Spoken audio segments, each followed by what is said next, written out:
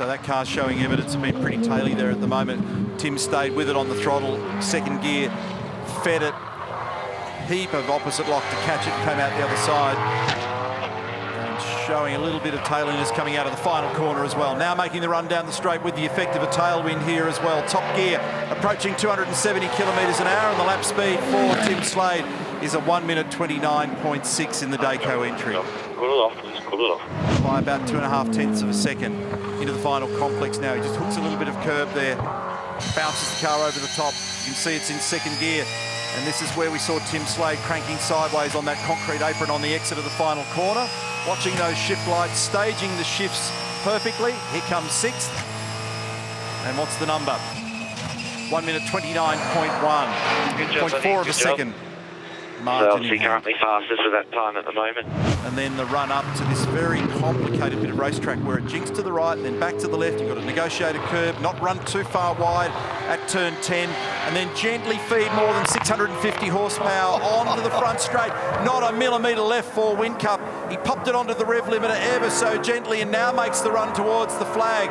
Sector splits are looking encouraging, and Jamie Whincup is just a fraction quicker than Chaz Mostert. That's quickest so far. Well done. And there's something of a wave and a bump in the road there which just upset the cars, and Brodie chased it. We'll get our second indication of timing here on the exit of turn 8. Gently feeds at second gear, neatly into third. He's done a 38.3 to be the fastest in the second sector. So far, so good for Brodie Kostecki. He's gone very quick in the first two sectors, and he might knock off some big names here. Remember, he had a second place at Sandown earlier this year, and boy, has he made his presence felt in the championship so far in 2021.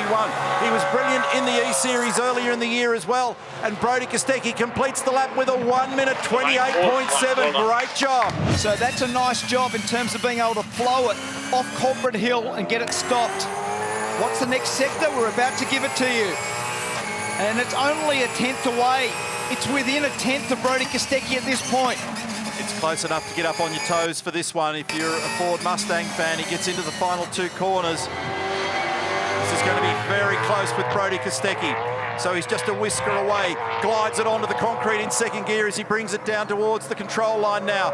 We focus on the computer timing, and Waters is going to be very close here, and he drops it into second place, and he misses out by a mere tenth of a second.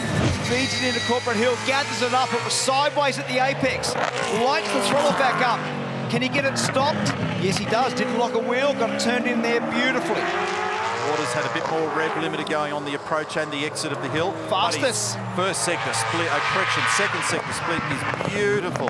He did a beautiful job of getting it into 5. It was right on line, picked the throttle up early.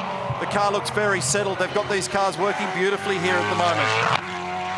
Tom Morey's engineer was on the deck there before alongside George and cheered when Brodie did his fantastic lap. I reckon he's going to cheer again when he sees this number. What does it look like? Will Brown has gone to the top on a 1 minute 28.6. Well How's done. that?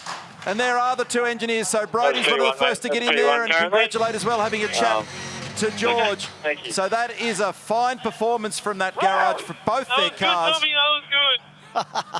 And that was good. What does it look like in the mid-sector? 38.4 for him is about a tenth away. So Nick Percat's well in this. We know from qualifying earlier that he was well and truly in the game. He is right now as well. Now that wind that I said that had died off, looks like it might have just picked up a little bit again for this particular part of the session. He gets to the checkered flag. What has Percat got for us? He drops it into position number 2. And that is a 1 minute 28.6. Andrew Edwards, his engineer, he's also on the move.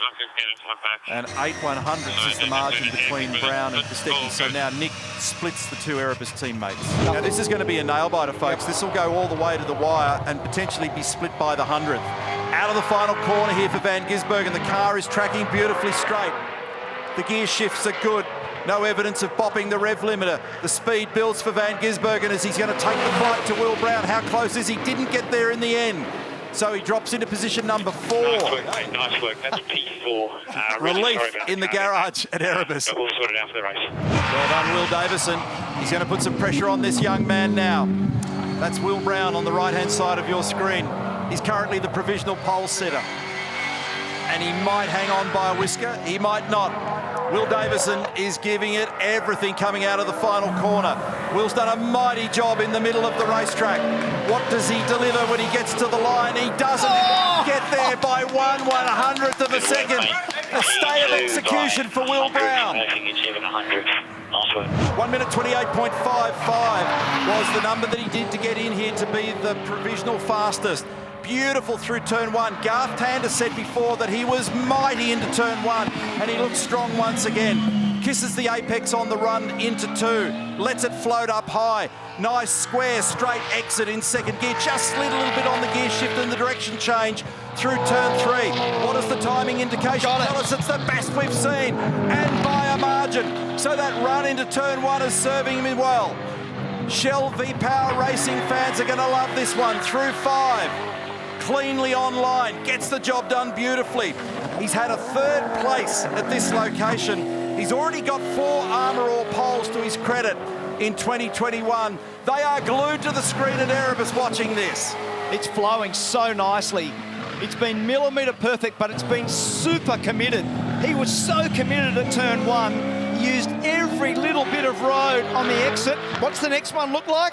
And it's up again, a 38.03. It's 3/10 better than anybody in the second sector. This is a masterful display by Anton de Pasquale. A mega lap so far, but there's still a little bit to go. 26 years of age. The young Victorian is coming to the line with the final sequence of gear changes. He's on target for an Armour All pole. Does he close the deal? Yes. Anton de Pasquale, 1 minute 28.07, and a career best qualifying for Will Brown, who'll start from the front row of the grid. Well done, Ludo. Well done, the Shell V-Power Racing team, and well done, Anton de Pasquale. That was nice work. In the end, the margin was pretty hefty. Half a second, 0.5 of a second. You don't often see that between first and second. But Anton's lap was mega, Mark Scaife. And so the run into turn one, everything he did in the middle of the joint was just impressive. So here's how they will actually start race number 20, but we're still getting over that lap. We certainly are. And how's the average age of the front row? 23 and 26, so 24 and a half is the average age of the front row. A couple of young blokes doing a bloody good job. Fantastic.